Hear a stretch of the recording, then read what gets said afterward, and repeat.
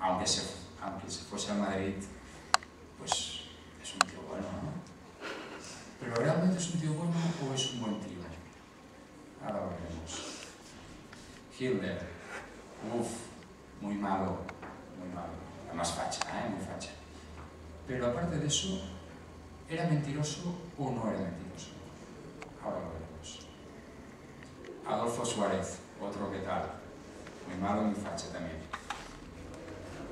Pero, ¿era también mentiroso él o no lo era? Ya lo veremos. Bueno, por fin alguien que se salva de la quema, ¿no? La luna. ¿La luna es mentirosa? Quizás. ¿Qué tienen en común Català l'ataque con Ana Rams Nadal y Xenia Jaume Joan? Estas tres palabras occitanas tienen algo en común.